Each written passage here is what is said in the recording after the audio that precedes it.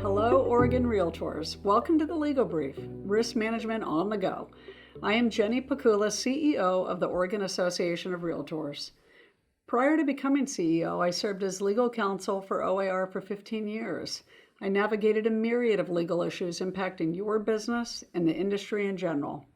We look forward to bringing you clarity on a variety of legal issues, along with helpful risk management tips on our new show, The Legal Brief. We will provide information that will help educate you about current issues, reduce risks in your daily practice, and protect you and your clients. The Legal Brief is designed to provide you with updates and answers to the many issues that can surface in a transaction. By keeping yourself informed, you can spot the issues coming down the track, hopefully soon enough to get out of the way. Today, I want to talk about the Oregon Property Buyer Advisory, a tool designed to help control business risks. This is not a new tool, but the importance of using this tool cannot be overstated. What is the Buyer's Advisory? Why is it important? And how can it help you and your clients? The Buyer Advisory is a step toward using client service as a risk management tool. Most risk management tools you use are based on disclosures. Disclosures are tools designed to protect agents from misrepresentation claims brought by buyers the agent does not even represent. Disclosures do work by taking away the buyer's ability to claim they reasonably relied on something an agent said or failed to say about the property. Disclosures don't work so well when the buyer is bringing a claim against their own agent. That kind of claim is based on the agent's affirmative duties to their own client. Claims by buyers against their own agents are lack of diligence complaints. The buyer in such a claim is saying the agent had a duty to protect the buyer from making stupid mistakes. They are the "you didn't tell me I was making a mistake" claims. Because of the high fiduciary duties an agent owes their principals, such claims can be very successful. In fact, the only good defense is to show that the buyer had sufficient information and acted against the advice of the agent. This is where the Buyer's Advisory comes into play. Why should you provide every buyer you represent the Buyer's Advisory? Because buyers are riskier than sellers. Why? Well, at the end of the deal, the seller will have a pocket full of money and the buyer has a used house, which is more likely to have problems. The used house is a more complex asset than the money. That means the buyer is going to want to know and depend on a lot more information. All the seller wants to know is how much am I going to get? The buyer wants to know that the used house is as good a value as the money. And although buyer agency has been around for decades, we only seem to worry about the legal duties you have.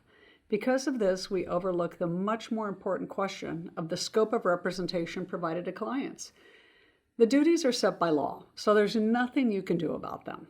What you do have control over is what services will be provided and what services won't be provided.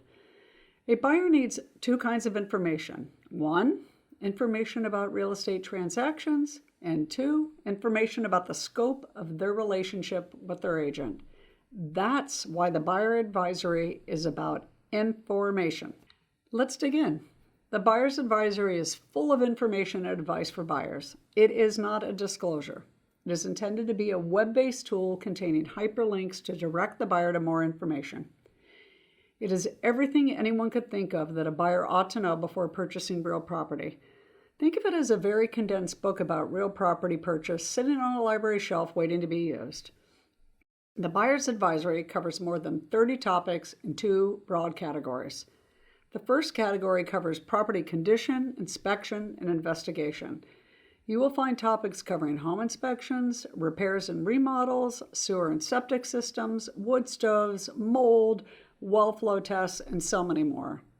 Each topic contains an explanation of why the subject is important, where the buyer can get more information, any necessary warnings, and what the agent's responsibilities are with respect to the subject.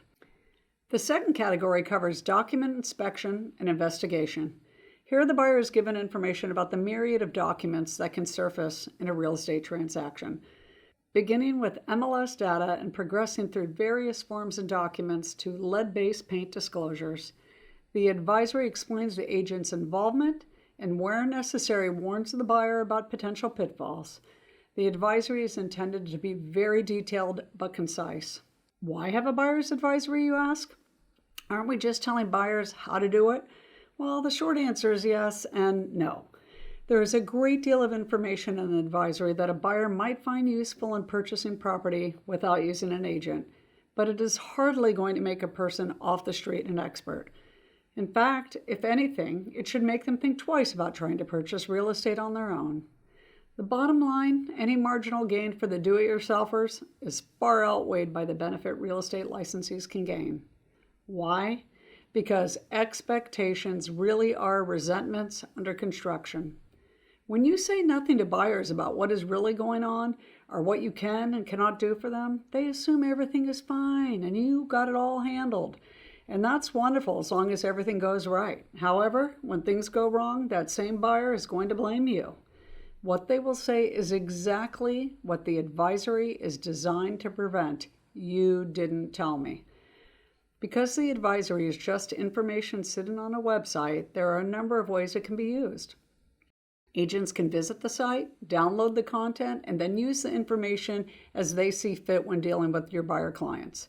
So instead of pointing all clients to the information or copying it and giving it to them, agents should be aware of what is in the advisory and borrow from it as necessary to explain things to your clients.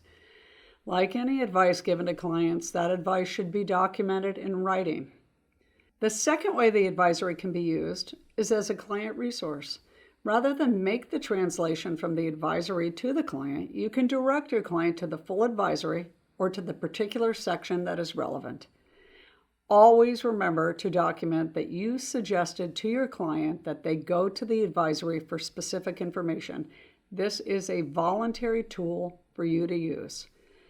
The buyer advisory is designed to help you serve your client by helping them understand the home buying process and all the potential pitfalls a buyer can encounter during this process.